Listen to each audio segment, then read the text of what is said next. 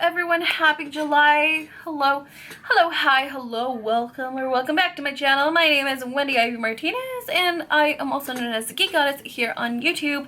Today we are going to be going over the July Book of the Month picks. So let's go ahead and get started.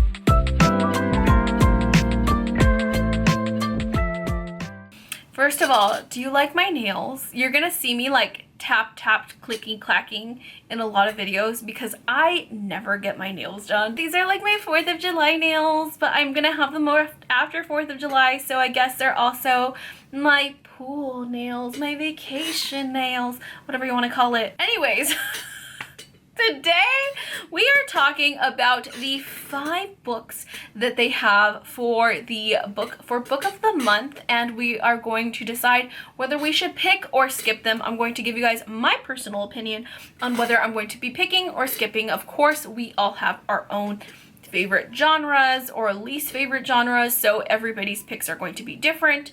So these are going to be my personal picks. I'll let you know what I end up picking in my box. We'll also be going over the new and recent add-ons as well as the spotlight titles for this month. So let's go ahead and get started. So the first pick that we have on here is a thriller, and it is called House of Glass by Sarah Pekkanen. And in this one, we are following our main character named Stella, and Stella is a lawyer. She basically gets sent this case where a nanny has fallen or has been pushed to her unaliving. And so they're trying to figure out who exactly did it. And it seems like this whole family, there's something wrong with this family, okay? Yes, they are wealthy. They seem like the perfect family from the outside, but this nanny is deceased, unalived. Nobody knows why. The little girl who ends up being the lawyer's client, named Rose, she's a little 9-year-old girl, ends up not, which is really freaky because my daughter's middle name is Rose and she's also 9. Anyways, so Rose she stops talking after the unaliving of her nanny, and it seems like no matter how many times this family gets questioned and everything like that, they are lying about something. And not only that, but Stella realizes that when she walks into the house, nothing is made out of glass. Everything, including the windows, everything is plastic. So she starts to think, why can't there be glass? Why is there plastic everything? Is this family dangerous? Is the client, the little 9-year-old girl who she's supposed to be protecting, a suspect as well? It seems like this whole family is very suspicious. So this one seems actually really good. This is a maybe. I would pick this. This is not going to be my pick, but I would pick this. So I'm going to put a pick for this one because this one does seem really interesting. So this next book of the month book is a historical fiction, and it is Husbands and Lovers by Beatriz Williams. I am so sorry. So in this one we are it seems like we're following a non-linear timeline because we go back and forth between 2022 to 1951 Cairo and 2022 New England. In 2022 we are basically following our main character, who is a mother, and she has 3 years ago she got a horrible phone call that her 10-year-old son has ingested a toxic and poisonous mushroom, and now he is fighting for his life. So a couple years later, she ends up having to try and find a kidney donor for her son, and she has to go through her mother's history to see if she can find a kidney donor, and she finds out that her mother was adopted. And so now we have her going through these records and trying to find somebody that can give a kidney to her son.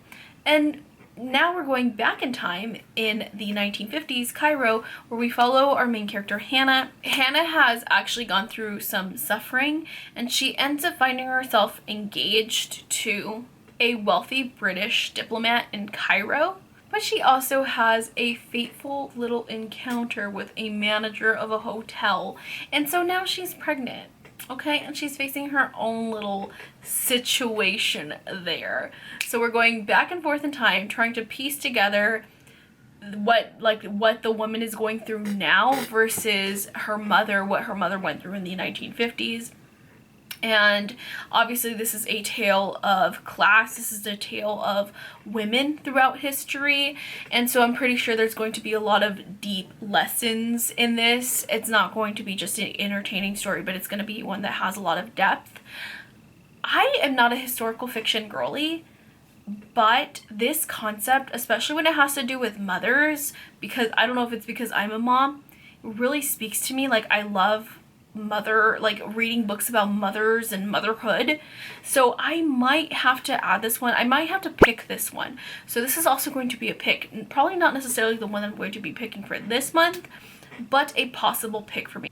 Okay, so the next book that we're going to be talking about is a literary fiction novel, and that is The God of the Woods by Liz Moore. And in this one we are basically following a summer camp, as one child, I believe her name is Barbara, goes missing. And this is very important because Barbara, obviously any child going missing is important, but specifically to this summer camp, it's important because Barbara is actually the daughter of the camp owner. And this summer camp employs a lot of the residents there. And this isn't the first time it happens, okay? 14 years ago, their other son has gone missing, just vanished mysteriously. So now there's this huge search, and we're starting to dive a little bit deeper into the history of the family and why they have a target on their backs. So that's pretty much a synopsis. It's pretty up in the air, I feel like. It's not really too in detail, but it is enough to intrigue you, and I do love this cover. This one is so popular right now to the point where, like, if I were to get this book, the box would be shipped out an additional week afterwards because there's so many people getting this book. So I don't know if I'm going to be picking this one, but it is interesting. I will probably have to listen to what other people are saying about it too and seeing if they really enjoyed it. Because if they do, then I would probably pick this one up. But as of right now, I'm just going to say skip. Okay, so the next book is one that I very biasly am very excited for and probably going to be my pick, and that is The Lost Story by Meg Shaffer. So Meg Shaffer actually had a book last year for last year's book of the month, and it was her debut novel called The Wishing Game, which ended up being one of my favorite books. I just thought it was beautiful, lyrical, beautifully written, and she has yet another follow-up story. This one is being called a fairy tale for adults, and in this one we are following two characters. We are following Jeremy and we are following Raffi. I believe you pronounce his name Raffi. If I'm wrong, I apologize. But we are following these two boys as they are found. So they basically go missing for 6 months as kids, and when they come back, they literally have no idea where they spent the last 6 months, what they were doing. They just reappeared out of nowhere. So now as they are adults, they come across a vet assistant or vet tech assistant, something like that, vet tech. And she is looking for her long lost sister who also went missing under mysterious circumstances. And Jeremy and Raffi feel like they can probably help her. And there's a secret that Raffi has actually been holding on to, and that's the fact that he actually remembers where they went, and that they went to a land of magic and adventure, and basically I'm pretty sure it's Neverland, and they were one of the Lost Boys, and they feel like there they can also find Emile, the girl who's looking for her sister, the sister. And this one, I mean, we have LGBTQ plus themes in here, we have non-linear timelines, and plus, so far, I really enjoyed her other book that I feel like this one's also going to give me that very beautiful, whimsical, lightweight, bubbly feeling that I got with that other book. So I'm probably going to be adding this one to my box as well, because the last book just did put me in this like amazing mood. I just loved that book so much. So I will probably be adding this one to my box. So this is my definite pick. Okay, so last but certainly not least, we have our last book, 1,000 Times Before by Asha, Thanki. And in this book, we are following two characters. We are following Nadia and we are following Ayukta. And we are basically following 3 generations of Ayukta's heritage or background. And basically her background, her family has always had this like tapestry, and with this tapestry they all went throughout different things in history that basically awakens a new ability within the tapestry. And every single ability, each generation that it's passed down for the past 3 generations, has given the women this ability with this tapestry.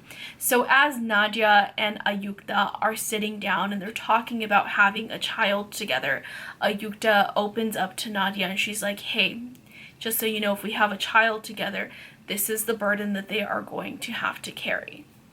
And so we are basically following these nonlinear timelines of these generational women and what they went through in history to obtain these abilities that then gets passed down to the next one and then the next one. So this book looks good. It is a historical fiction book.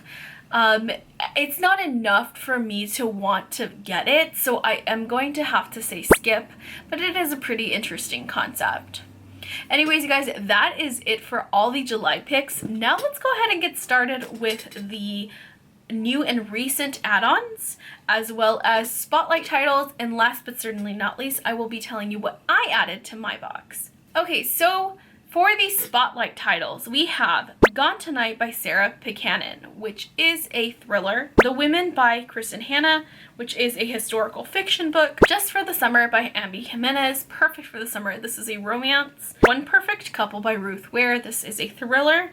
The Reappearance of Rachel Price by Holly Jackson. This is a young adult thriller. We have Middle of the Night by Riley Sager. This is a thriller. The Demon of Unrest by Eric Larson, and this is a history book. Hello Girls by Bethany Cavarillo and Emily Henry, and this is a young adult novel. And It Ends With Us by Colleen Hoover, which is a romance. For new and recent add-ons, we have All the Colors of the Dark by Chris Whitaker, The Ornithologist's Field Guide to Love by India Holton. This is a historical romance. Incidents Around the House by Josh Mallerman, which is a horror. Leather and Lark by Brianne Weaver. This is a dark romance. Middle of the Night by Riley Sager. That's a thriller.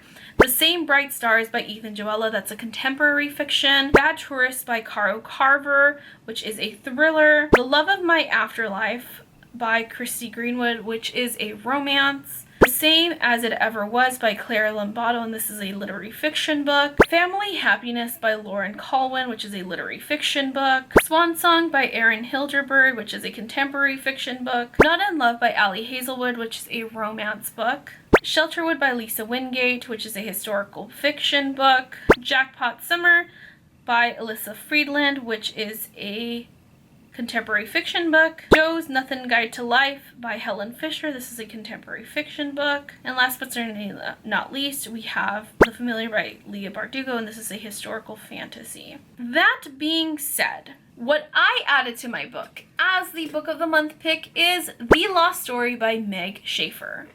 And my add-ons are Volume 0, which is a book of the month exclusive book where it's like a short story collection that they've been coming out with. The Love of My Afterlife by Kirsty Greenwood, which is a romance that has to do with like somebody meeting somebody in the waiting room in the afterlife, which seems really fun. Incidents Around the House by Josh Mallerman, because this has been on my TBR this year.